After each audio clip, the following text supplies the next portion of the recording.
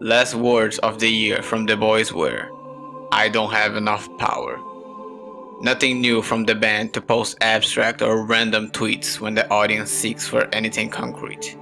Just to be dealt with meaningless words. For the moment, that is. But the first words to open 2018 came in form of Death Grips promoting an app. A powder game. It's really good. The fuck? Jesus Christ, what the fuck, bro? What the fuck? I'm gonna torture him. Ooh! What the fuck? Alongside part 4 of the retweet spree, but more intense as whoever used the band's account defended the relentless spree against a guy who complained about it, surpassing the feat of September 2017 wherein another complaint of the meme was set as the account's profile picture, for mocking purposes, presumably. Once over, a chilling wait for update or news arrived, lasting 2 months for it to be announced in March 15 that yet another collaborator would be joining in this release. Andrew Addison, the director of Shrek and the Chronicles of Narnia. Pause. Nah, whatever. They also couldn't wait to announce yet another feature in the album, as mere 3 days later, Justin Chancellor, bassist for the band Tool, was revealed to partake in this project, making the current timeline go from 2 direct album features and a single feature for someone else's project, alongside some background collaborators, to having 3 people directly involved in the making of a single project. Well, if so, it's probably for the best, as the band showed not to waste time with insignificant collaborations, rather handpicking only the best for their efforts.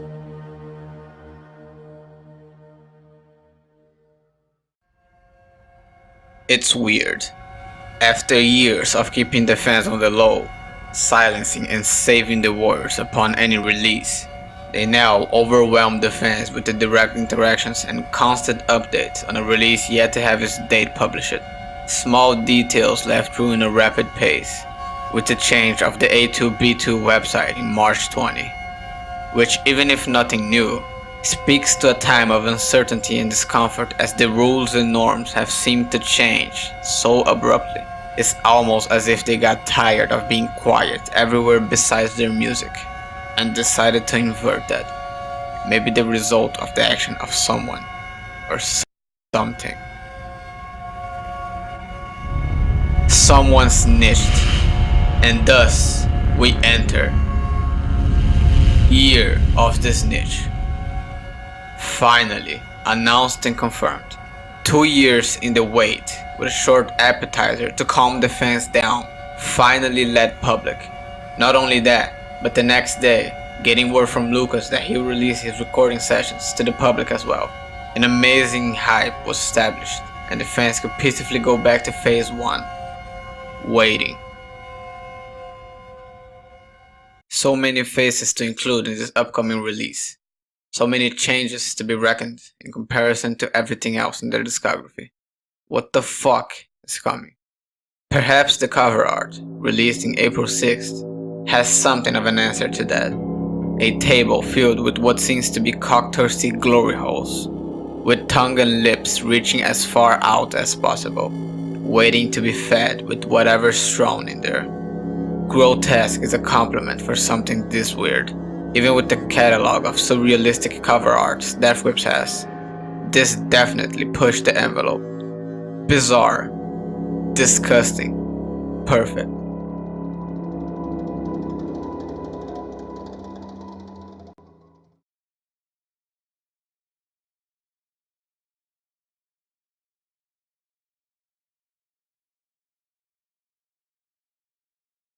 Year of the Snitch track listing was released in April 11th, using a very creative method of screen recording the tracks being sent as messages while looping cryptic GIFs playing in the background, with the first track notably named Death Grips is Online. Wow, what would that sound like? Also, the sinister poem in the beginning, material for the theorists to get busy, alongside the Mason references. Not that theories weren't being thrown around without official releases like these, as a full-scale ARG was happening behind the curtains, but with its official track listing released, it was quickly concluded that the ARG, despite its complexity, was fake and should not be regarded as canon. And then, the burst of announcements ceased for double its length, as only 13 days later, we got yet another Death Grips' online spree. So far, although we've received a lot to conciliate in our hunger for the music, actual music is yet to be released. May 5th changed that, as track 8, Streaky, was released, with a sound that called back to the currently 6-year-old release. Stand by dealer holding franchise. Southside do because the sound starts streaky on the outside. Oh my. Don't throw it on the ground. An accessible funky tune, as well as the rapper-like delivery from Ride, fresh from steroids, but not as fast-paced. A laid-back track, with a vibe we haven't heard for a while. Nothing spectacular, but great nonetheless.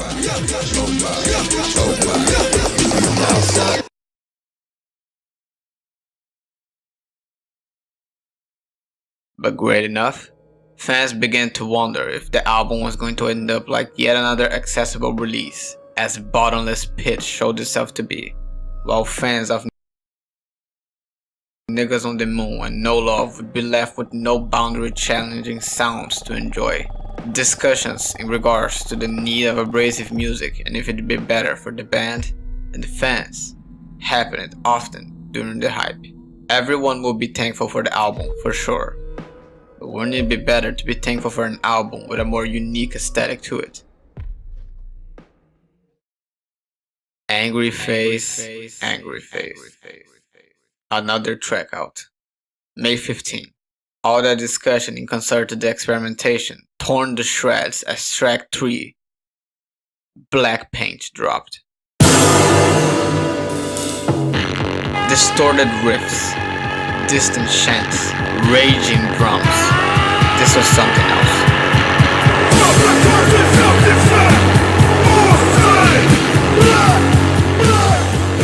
A relentless hard rock piece filled with an intense vocal performance and an amazing jam for the middle sections, added with satanic lyricism to push the edge of the track even further, blasting with bass and punchy kicks, alongside rise booms throughout the track.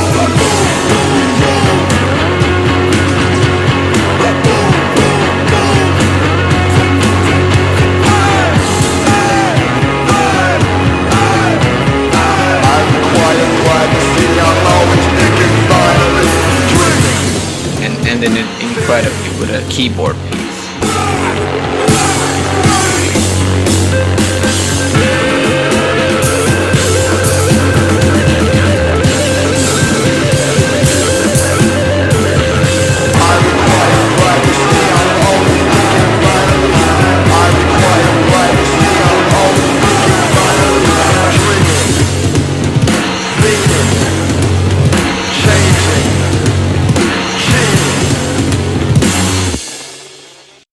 Damn, could anything top this? Well, maybe, but what came after wasn't really trying to, as 7 days later, in May 22nd, a music video was released to track 2, Flies. Should the opportunity arise, vomit me, flies, vomit me, together and watch. Clearly another less abrasive one, but finally showing visuals edited by the band. Ride constantly changes flows and delivery as the track goes, shifting from angry shouting to Ash-like rapping. Rubberized! Skin rubberized. Put your hands on tournament! Got 2 cents, save it. Dosing out the emerald bank with vagrants. But maintaining the airflow on the Should the opportunity arise, vomit me, flies, vomit me, together and watch, several times. Should the opportunity arise, vomit me, flies, vomit me. And visually, it called back to the ex-military music videos. with certain parts of it fitting a 4:3 aspect ratio, like most of their old videos. Flashing photographs of Ride jumping around an yin-yang symbol on a parking lot, flashing like full moon, and certain portions of it being filmed in 16:9, but inside a box with a loose camera recording a screen of a recording of Ride, perhaps a callback to Spread Eagle, and just before the track is over, a recording of a beach with a black sky, and sinister additions to such footage, guillotine-like removal of the background. Boys been feeling a bit nostalgic, I guess.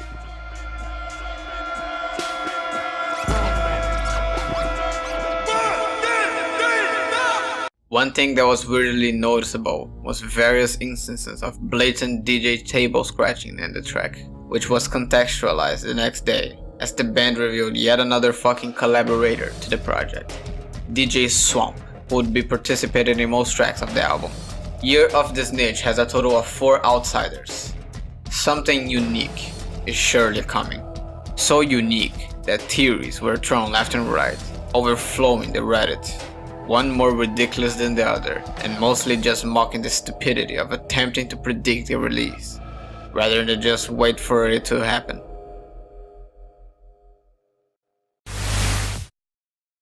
A state of consciousness or a feeling devoid of sensory components. Indeed. Once in June 7th, Confusion reigned once a new single drops, but only on Australia and New Zealand. Why? No one knows. Definitely not a planned move from the band, as only in the next day the single was properly released worldwide. Ha ha ha. Wherein everyone wondered if there was something wrong with their audio setups, as the track has some questionable mixing and sample of variable bit rates. I'm at with a West Park Club with a 1994 Honda Stroke, 69s in a bitch's shop. I'll fuck you when I wanna hang out with the pussies and shit and God. Once discarded the laughable fidelity of the track, it's pretty enjoyable and featured what was called some of their happiest and most fun lyrics to date, even including a Sonic the Hedgehog reference.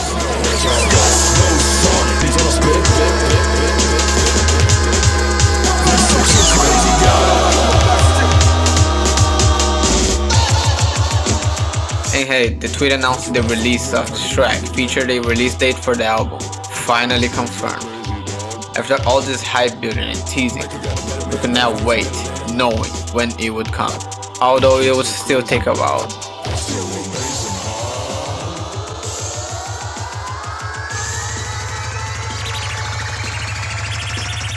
June 22nd, a video uploaded in June 10th to let the YouTube audience know when it's coming.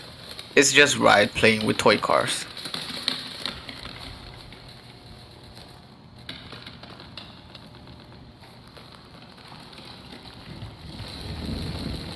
And for those who wondered what the features would contribute to the sound of this album, Dilemma, uploaded in June 15th, showed what Andrew would be doing sonically. February 20th, Los Angeles, California. I'm in the studio with Death Grips. They're working on their new album at Sunset Sound Studios, 6650 Sunset Boulevard.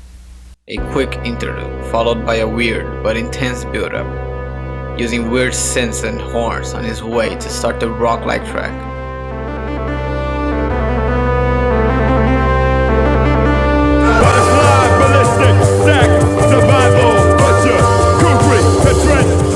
Beyond different, but was before still in the same genre. Death Grips were pulling influences from more accessible and known rock, experimenting beyond the industrial sound we're familiar with, and it shows the difference in this track. A weird flow from Ride, a lighter delivery that's easier to understand on its own, and when said easier, was still hard without the lyrics.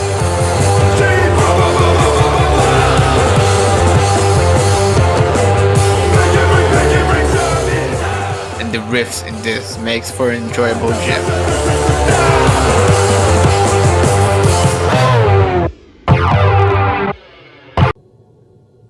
But now what? We were given the industrial hip-hop track, a hard-hitting arena rock, and now a lighter rock jam. Was this the try for innovation? Leaving the accessible sound for left-field experimentation that the fans wanted? once so far, we've already heard 2 tracks from the band that depart far from their previous efforts, the ones that made them who they are. Would it be good to just abandon them? In the night of the same day, the physical aspects of the album were published. The questionable reception as the back cover looked like a meme. He thought that was further pushed by the emojis in the vinyl design. Let them have their fun. And then again, somehow, a single was released in New Zealand and Australia. Lucky cunts. Although files were shared for anyone to listen, the track was, just as before, released the very next day, in June 18. Shit Show. The title does justice to the track. Often called the trash of this album, which is questionable, once trash actually has 2 cohesive and interesting verses, when this track is just succeeding in being as loud as possible.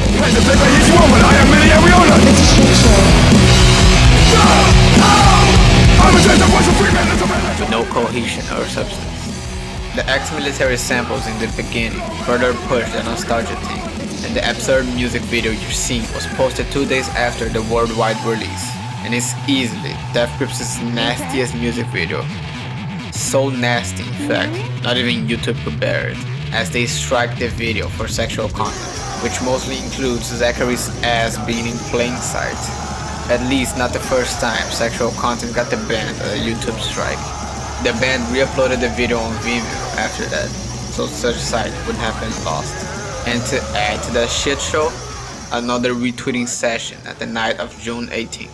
And June 20th, the date of the music video, another retweeting session. Perhaps the last one, as the release date approaches, and 2 years of abrasive absence comes to a close. But then, as the 21st came, we're reminded what awaits before most of the releases. Yeah, a leak happened, and it was directly addressed. Not that it mattered, as a single day wouldn't hurt even the most hyped of fans. And thus came June 22nd, and the album was released in various platforms. And it all starts with Death Grips is online.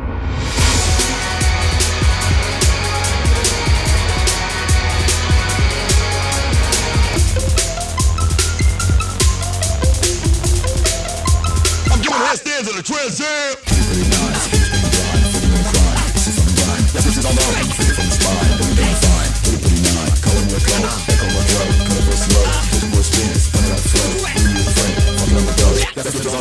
Lindus in Custody, a track that's on a constant crescendo of different events that push the energy of the track as it progresses. Right up on a lonesome tail.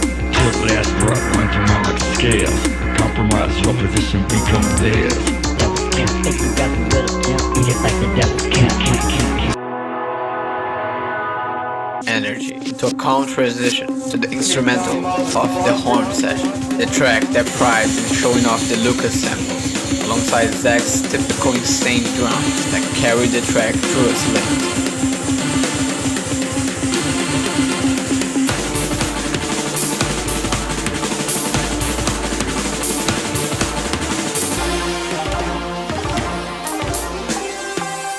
The first album to break the band's norm of only featuring Ride as the voice, once Zach has his voice mainly included in Little Richard.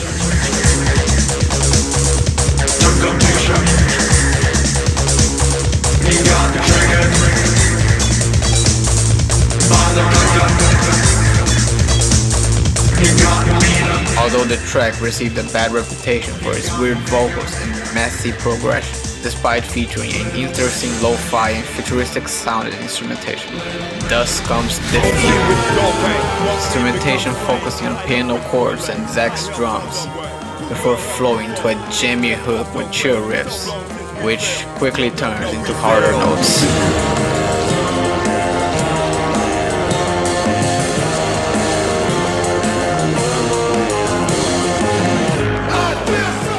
Along with Ride amping up his screams, which are created for what almost sounds like a poem reading for most of the track, with a faster listen. Like still working off your mind, must switch. This is not my ditch. All that is rich. Coast torn and worn through. Hard looks and blank walls, held way too long pause.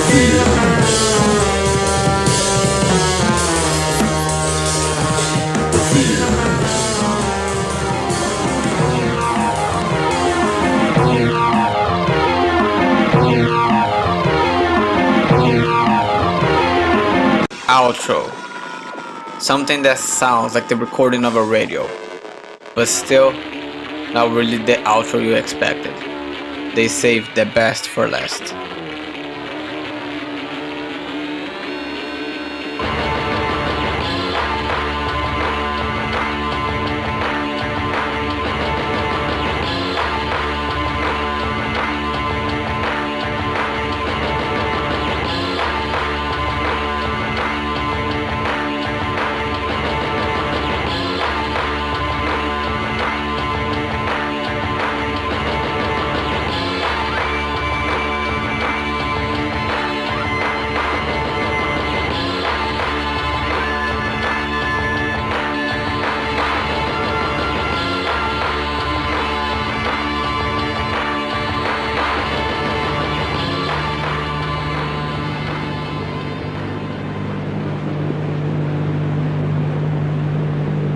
Disappointed.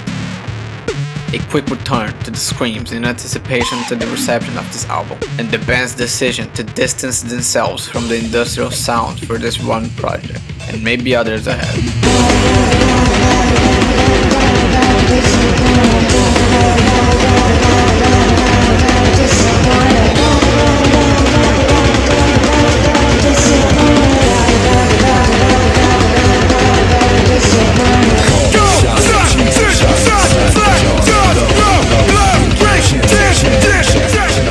Despite that, it has been mostly well received. An experiment that was appreciated, and one with various qualities to it in contrast to the previous efforts. An album that ties each track in with transitions that are still easier to enjoy standalone, making even the worst flops feel smooth on a see-through. A weird album from a weird band. A good lane for them? Questionable. But certainly one to go along as to see what awaits in the future, whatever they want.